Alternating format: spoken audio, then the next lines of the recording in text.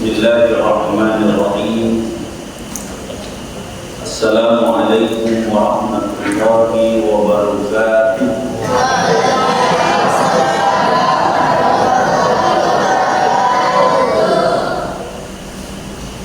Alhamdulillahilladzi arsala rasulahu bil huda wa dinil haqq liyuzhirahu 'ala dini kullihi wa kafa billahi shahida wa kafa billahi wakila. Asyhadu an la ilaha illallah wahdahu la syarika lah wa asyhadu anna Muhammadan abduhu wa rasuluh la nabiyya ba'da. Allahumma shalli wa sallim wa barik ala sayyidina Muhammad wa ala alihi wa ashabihi wa man tabi'ahum bi ihsani ila yaumiddin, amma ba'du.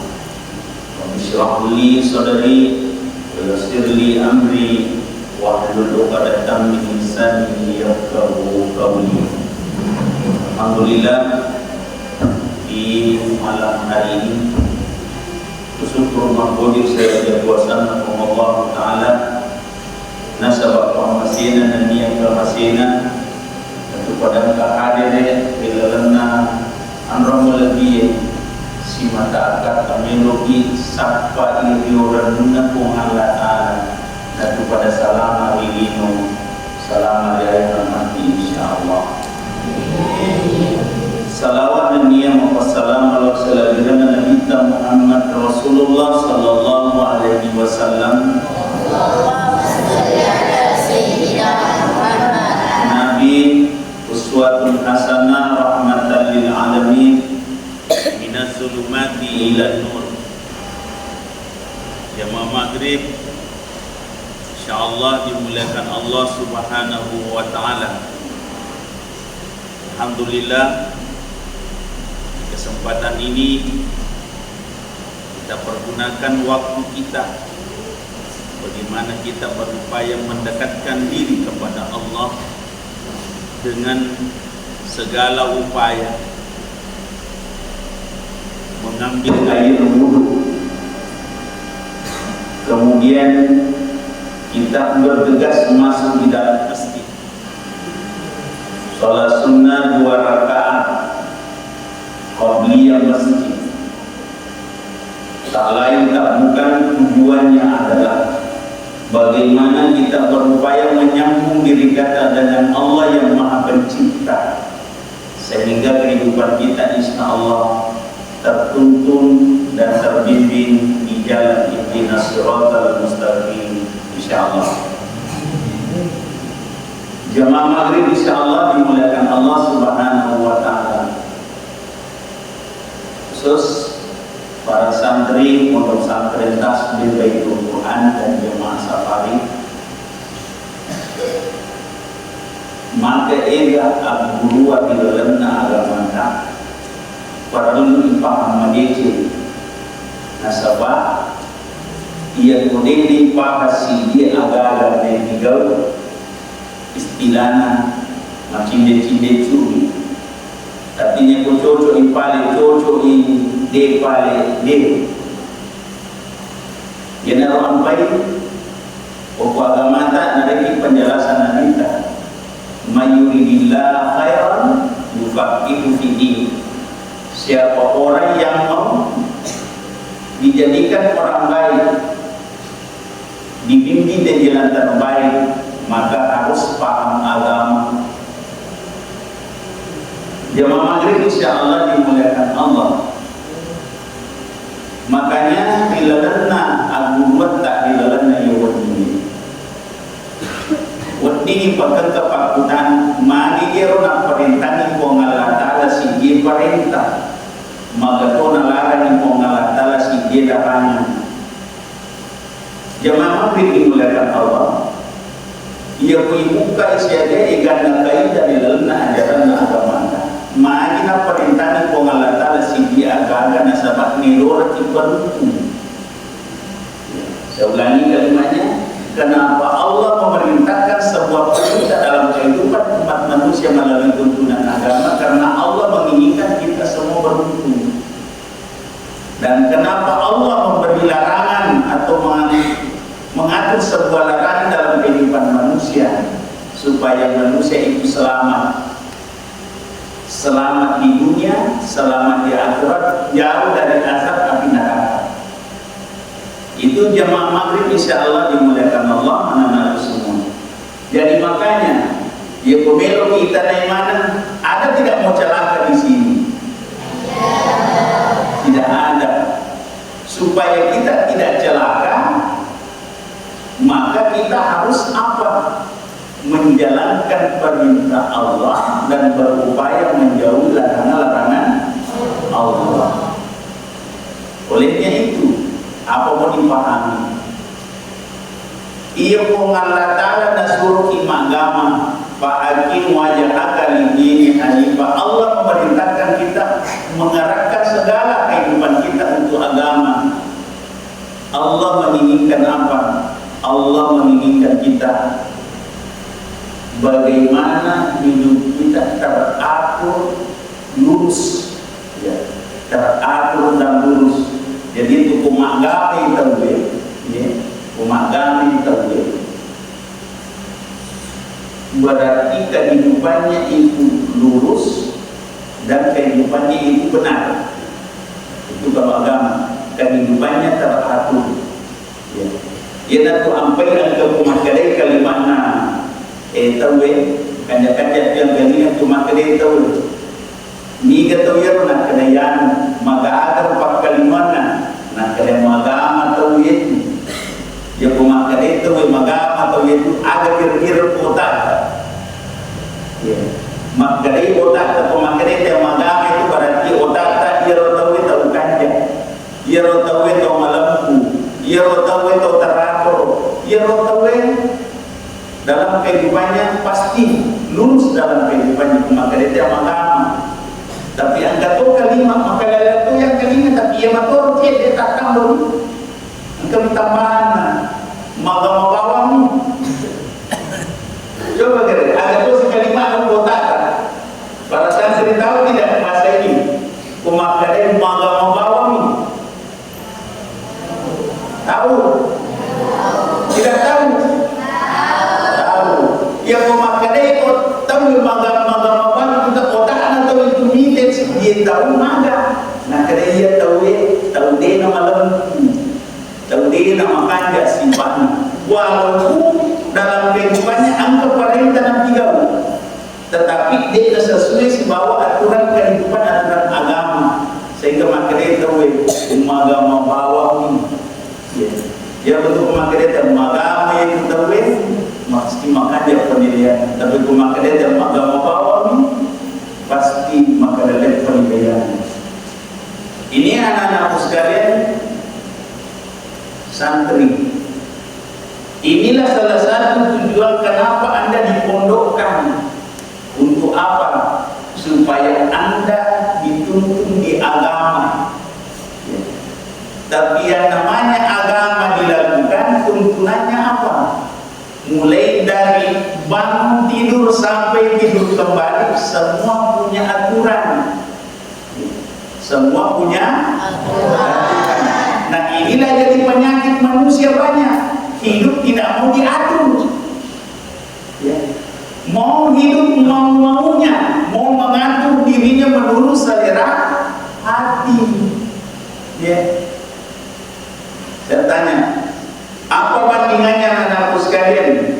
Dikala Anda di pondok dengan di rumah, ya. Kalau di rumah bangun sholat tahajud tidak?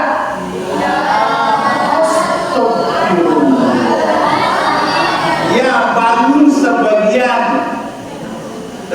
bangun sebagian. Kenapa tidak bangun sholat tahajud? Karena ya banyak hal. Yang pertama mungkin lambat tidur. Gara-gara apa? Itu. Tapi ternyata kenapa anaknya main HP? Karena bapak mamanya juga main. Itu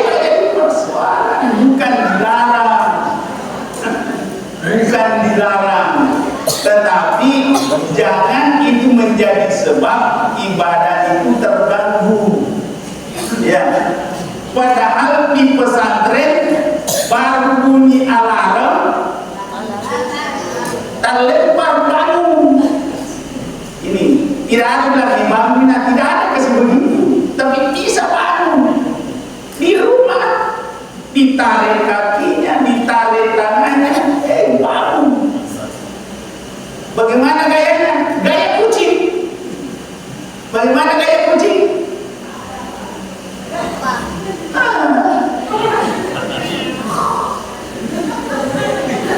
Itu gaya kucing. Kenapa terjadi begitu? Mungkin waktu kecil ini bersama kucing. Mungkin yang paling sering didengar di telinganya apa? Ada kucing. Betul tidak?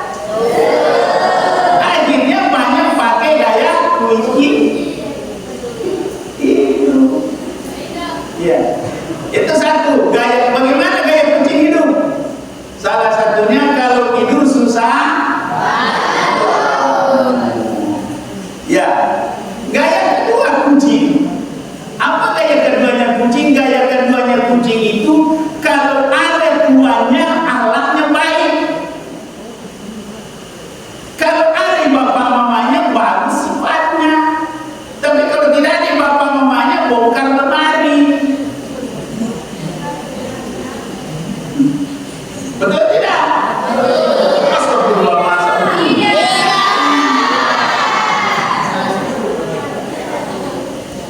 Ya. Ini sebuah metode pembelajaran. Makanya kenapa kita harus paham agama? Karena kita mau hidup ini teratur. Salah satunya tujuan orang tua memasukkan anaknya pesantren supaya anak itu terbimbing di agama, teratur hidupnya, dan insya Allah jadi harapan dan kebanggaan tadi esok di dunia wal. Itu salah satu gambaran bagaimana kita. Sifat kunci yang ketiga apa itu? Ya, kuat makan, malas bekerja. Ya, itu anak-anak sekalian, Bapak Ibu sekalian dimuliakan Allah. Perjalanan hidup kita ini memang agama menjadi sebuah tuntunan dan aturan hidup. Itulah sebabnya Rasulullah memberikan gambaran tentang agama. Ma min mauludin yuladu ala fitrah.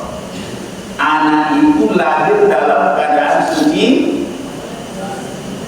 lahir ke dalam keadaan suci, bersih. Ya. Fa'abawahu tergantung kedua orang tuanya. Jadi kalau mau dipikir kalimatnya, Rasulullah mengatakan anak lahir dalam keadaan suci bersih. Fa'abawahu tergantung kedua orang tuanya. Jadi kalau anaknya kotor, anaknya sifatnya baik, anaknya sifatnya jelek, berarti tergantung kedua orang tua. Betul tidak? Jadi sifatmu ini jelek gara-gara orang tua enggak? Iya. Tidak kan betul. Adakah orang tua mau melihat anaknya jelek? Iya. Ada. Contoh, ada orang tua senang sekali kalau anaknya pintar bicara walaupun bicaranya meledak. Apa ya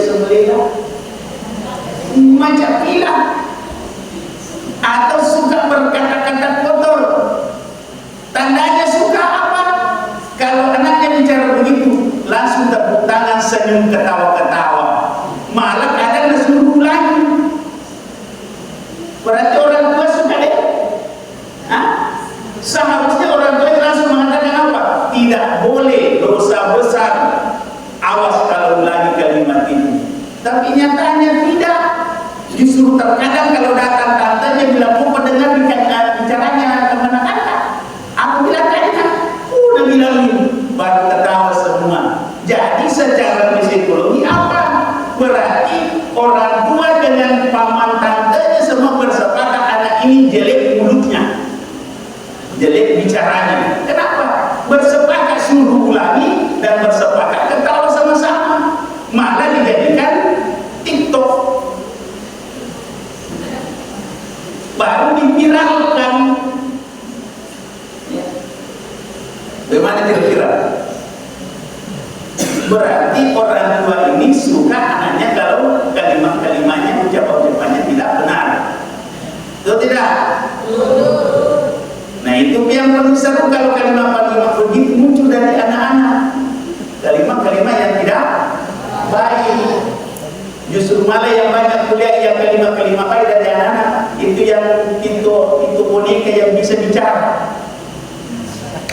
Ya, kalau yang langsung kuliah, justru yang langsung itu lebih banyak yang jelek, waktu perkataannya ketimbang yang baik-baik. Tapi kalau yang itu boneka, kenapa bagus sekali kalimatnya? Jadi penasihat, jadi penceramah. Itu di HP kuliah. Nah, coba kalian, betul tidak Ustaz? Iya. Ada apa dengan hidup? Berarti agama sudah mulai masalah dalam kehidupan kita. Tapi inilah yang terberat. Inilah yang terberat. Mengarahkan hidup anak ke dalam ajaran agama. Bapak Ibu sekalian dimuliakan Allah, anak-anak sekalian dimuliakan Allah Subhanahu wa Ta'ala. Makanya dalam hidup ini, sesudah Rasul mengatakan bahwa tergantung kedua orang tuanya, bahwa baru masuk ke kalimat agama. Au yuhawidani, au yumasirani, au yumajisani. Apakah orang tua itu mengharapkan anaknya beragama, Yahudi, Nasrani, Majusi, atau sekalian tak beragama? Ya, atau sekalian tidak beragama. Itu Bapak Ibu sekalian. Jadi makanya dalam hidup ini, inilah menjadi sebuah problema. Tapi di saat orang tua ditanya, mau tidak melihat anaknya baik, mau lihat tidak anaknya pintar, mau tidak lihat anaknya mulia, mau. Tapi terkadang banyak orang tua tak peduli tentang masa depan anaknya, tak peduli tentang agama anak-anaknya. Termasuk yang sering kita dapatkan apa? Orang tua hanya banyak sibuk mengurusi anaknya dengan agama. Kapan? Hanya di TK. Di TK. Kalau di TK itu setiap bulan dari sekolah, sebelum makan baca doa, mau masuk WC baca doa, mau makan baca bismillah. Itu STK. SD ya biasalah sampai kelas 3, kelas 4 masih bertanya. Ya. Gitu. Tapi kalau sudah di atas kelas 4 ke atas, sudah mulai tak bertanya. Itu lebih-lebih kalau anaknya sudah SMP atau SMA, sedikit sekali orang tua bertanya, sudah sholat belum? Sudah mengaji belum? Ya, dan seterusnya. Inilah perjuangan kita. Jadi kita berjalan dari waktu ke waktu, apa? Melihat realitas kehidupan kita umat manusia. Berat sekali tantangan kita hadapi. Bapak Ibu sekalian dimuliakan Allah. Tadi di saat Allah memerintahkan kita menjalankan sebuah perintah, maka Allah menginginkan kita beruntung. Apa bedanya untung dengan beruntung? Apa bedanya untung dengan beruntung? Kalau untung dapatnya satu kali, kalau berulang kali. Yang mana kau pilih? Untung atau beruntung?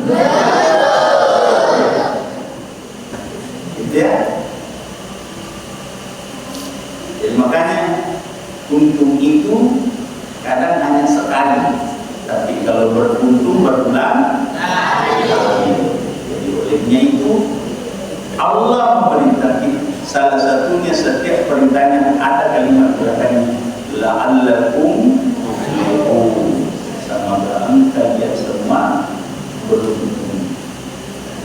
Allah sendiri mengharapkan kita semua beruntung. Begitu pula di saat kita dilarang, Allah menginginkan kita bisa selamat dari azab dunia dan azab akhirat. Yang maghrib insya Allah dimulai.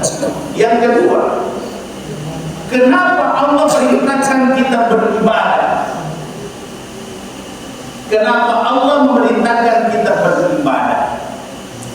Supaya kita tahu bahwa kita ini adalah hamba. Kita ini adalah makhluk yang dicipta. Kita harus tahu kenapa kita harus beribadah. Karena Allah menginginkan kita tak lupa diri. Tak lupa diri. Karena banyak orang hidup lupa bahwa dia tercipta. Justru terkadang dia hidup menurut dirinya. Dia lahir di muka bumi ini itu adalah karena kehendak kedua orang tua, bukan kehendak Allah. Yang kedua, kenapa kita disuruh beribadah? Karena kita ingin menghadap Allah. Kita ingin menghadap Allah. Di saat kita hidup bersama Allah, kira-kira bagaimana kehidupan kita? Di saat kita bersama manusia, bagaimana kehidupan kita? Tapi di saat kita berada di antara keduanya itu, maka disitulah sebuah upaya kita bagaimana mendekatkan diri kepada Allah, memperbaiki hubungan kita kepada sesama manusia. Itulah sebabnya Allah mengatakan duribat alaihim zillah aina masukiku illa bihablin minallah wa hablin minannas. Celakalah manusia, merugilah manusia yang tidak baik hubungannya kepada Allah, tidak baik hubungannya kepada sesama manusia. Jadi siapa orang yang mau beruntung hidupnya, maka dekatlah dengan Allah. Dekatlah dengan Allah. Siapa orang yang tidak mau merugi, dekatlah dengan sesama manusia. Itu jemaah maghrib insya Allah dimuliakan Allah Subhanahu wa Ta'ala. Di sisi lain, kenapa kita disuruh beribadah? Disebabkan karena kita ini dalam hidup salah satu yang bisa menyambung diri kita dengan Sang Pencipta adalah dengan beribadah. Di saat kita beribadah, di situ kita sadar bahwa kita ini adalah makhluk yang suatu saat pasti akan menghadap Allah Subhanahu wa Ta'ala. Makanya kita harus beribadah. Karena di dalam Quran dijelaskan wa ma umiru illa liya'budullah. Bukan itu kalimatnya wa ma umiru, tidak ada perintah selain hanya beribadah kepada Allah. Kalau di ayat lain mengatakan tidak menciptakan kita manusia selain hanya untuk beribadah. Yang maghrib insya Allah dimulaikan Allah Subhanahu wa Ta'ala. Makanya dalam proses hidup ini itulah agama dituntun. Makanya dalam proses itu mulai dari proses penciptaan manusia, ditiupkan ruh. Salah satu pertanyaan sebelum ruh ditiupkan adalah alastu birabbikum. Jika aku menciptakan engkau di muka bumi nantinya, apakah engkau meyakini bahwa aku adalah Tuhanmu? Saya adalah, kata Allah, saya adalah yang menguasai segala apa yang diinginkan kehidupan manusia. Itu jamaah maghrib insyaallah diingatkan Allah. Yang kedua. Yang ketiga, kenapa Allah memerintahkan kita berzikir? Karena Allah menginginkan kita bagaimana kita bisa tersambung dengannya. Sesudah kita tersambung dengannya, maka bagaimana kita rasakan nikmatnya bersama dengan Allah. Apa kira-kira nikmatnya bersama Allah adalah ketenangan. Ya ayyatuhan nafsul mutmainnah, irji'i ila rabbiki radiyatan mardiyah fadkhuli fi ibadi wadkhuli jannati. Coba dirasakan kira-kira. Kita bisa dengan zikir, kita bisa merasakan ketenangan. Ya. Pertama, kita dimasukkan golongan orang-orang yang ibadahnya bagus. Yang kedua, sesudah kita masuk di golongan hambanya, maka kita masuk di golongan kedua, golongan yang diperintahkan masuk surga. Ya. Kemudian bagaimana rasanya hidup sesudah kita dapatkan janji-janji Allah Subhanahu wa Ta'ala. Yang keempat, kenapa kita disuruh berdoa?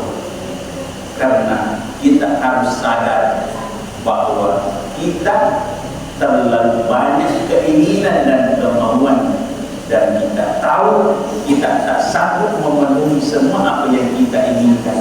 Maka tempat yang paling bagus untuk meminta adalah meminta kepada Allah Subhanahu wa Ta'ala. Sisa yang jadi masalah, pintar berdoa tidak? Pintar berdoa tidak? Bagaimana caranya berdoa yang benar? Karena Allah merintahkan, wa qul rabbi ud'uni astajib lakum. Allah yang memerintahkan kita, berdoalah supaya ditemukan doa.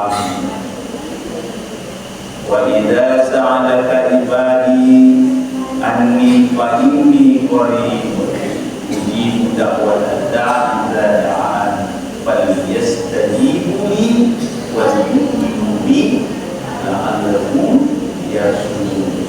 Itu perintah. Makanya anak-anakku sekalian, Bapak Ibu sekalian dimuliakan Allah, salah satu orang yang dibenci Allah dianggap sombong siapa? Orang-orang yang tidak mau berdoa, merasa percaya diri dia sanggup, dia kuasa, dia mampu. Ya, padahal sadar atau tidak, kita banyak kekurangan dan kelemahan. Hanya Allah yang bisa menyempurnakan. Kalau manusia kita harap untuk menyempurnakan apa yang kita inginkan, tak mungkin terjadi. Kalau kita mengandalkan kekuasaan baru kita mengatakan kita bisa hidup sempurna, mustahil. Di saat kita mengharapkan mengatakan bahwa kita punya kekayaan baru kita mengatakan kita bisa maunya, tidak akan cukup untuk memenuhi segala harapan dan keinginan kita. Maka yang mampu menyempurnakan itu hanya Allah Subhanahu wa Ta'ala. Allah menyatakan kalau engkau meminta pasti dikabulkan.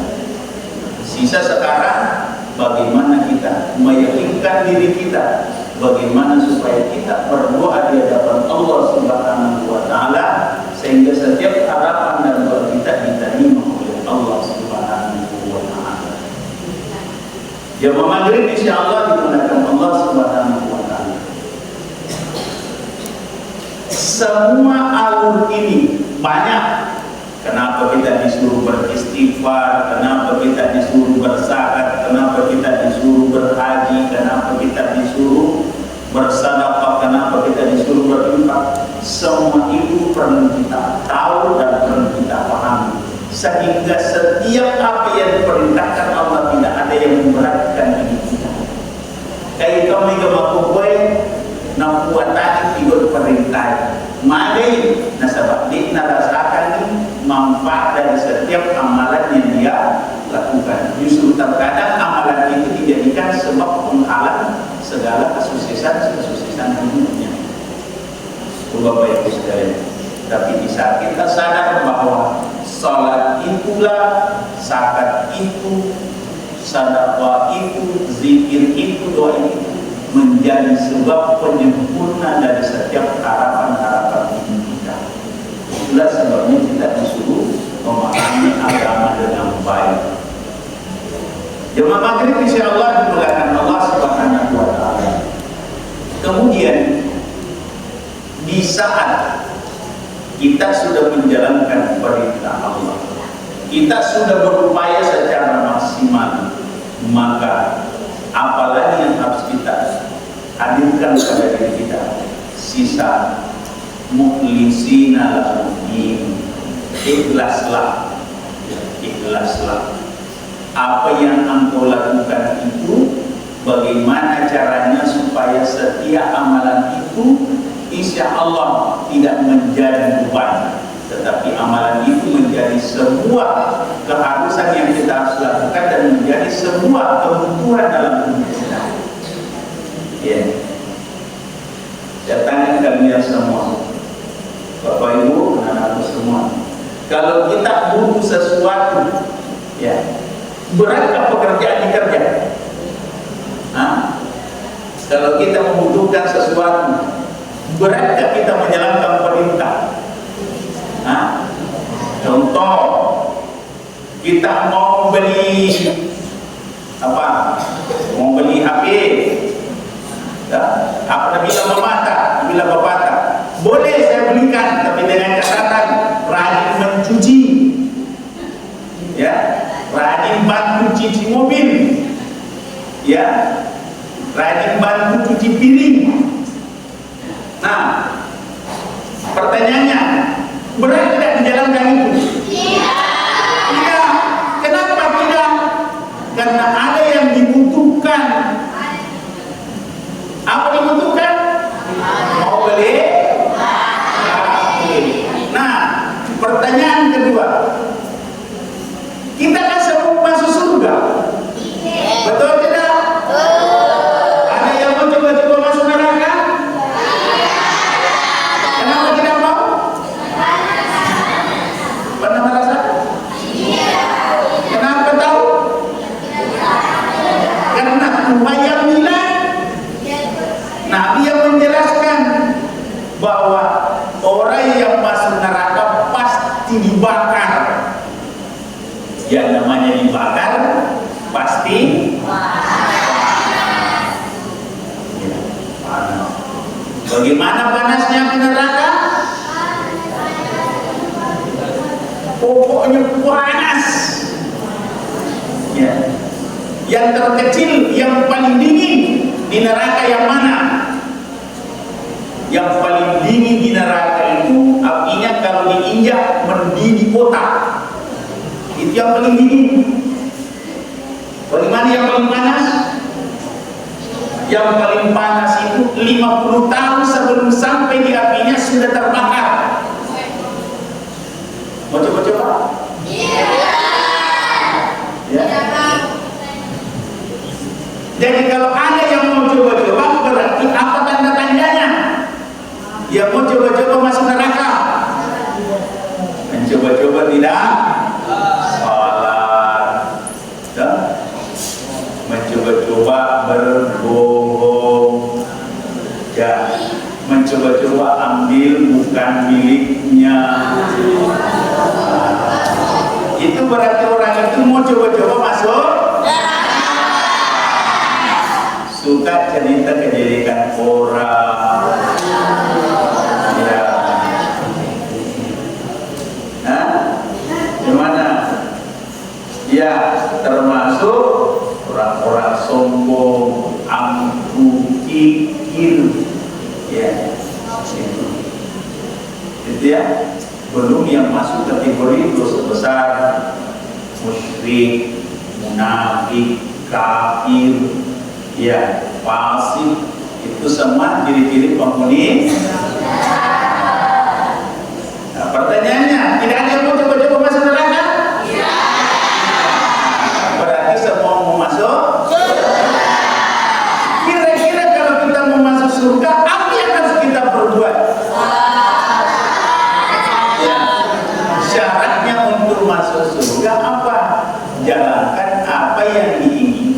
Allah. Ya, jalankan apa yang diinginkan Allah Subhanahu wa Ta'ala.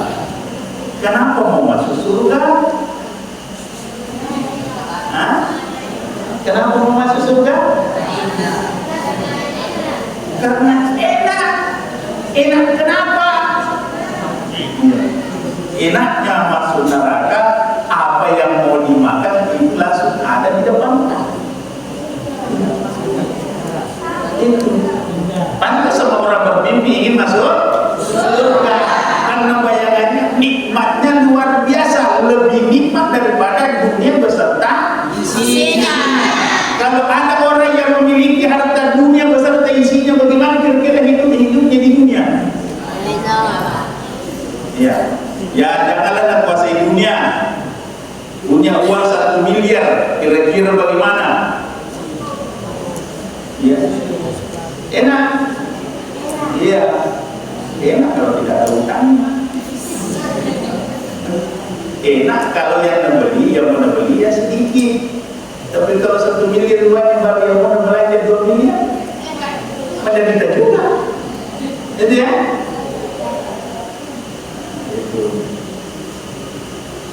Jadi hidup ini bagaimana caranya supaya kita bisa masuk surga? Dengan apa? Masuk surga dengan rahmat Allah, kasih sayang Allah. Maka jalankanlah perintah Allah dengan rasa senang. Jalankan perintah Allah dengan cinta. Jalankan perintah Allah dengan ikhlas. Dan jalankan perintah Allah dengan sepenuh hati. Insya Allah mudah-mudahan kita semua jadi penghuni surga. Sekarang saya tanya, kalau bangun subuh disuruh sholat tahajud malam jam 3:30 jam 4 bangun tahajud, kemudian disuruh murajaah, ikhlas tidak? Tidak mengeluh, susah. Itu salah satu penyebab hafalan susah. Kenapa? Karena baru buka Quran sudah otaknya sudah susah. Panjang susah. Tapi coba bangun ikhlas, ambil air wudhu ikhlas, sholat ikhlas, buka Quran ikhlas, ya, sabar, berupaya maksimal. Kira-kira susah nggak? Ya, bilang susah Ustaz. Apa susah? Menahan mata tidak tertutup. Masalahnya Ustaz, kalau mengaji, kenapa mata ini susah ditahan? Mau dihafal, tapi ini mata bertarung antara tidur dan murajaah. Tapi kira-kira mana besar pengaruhnya, mana yang kita ikuti? Di saat mata mengantuk atau capai target? Betul? Ya, sedikit yang bicara. Lebih tinggi keadaan tidur ketimbang capai target. Padahal target kita yang paling tertinggi itu apa? Kita ingin mendapatkan di dunia hasanah wa fil akhirati hasanah wa qina.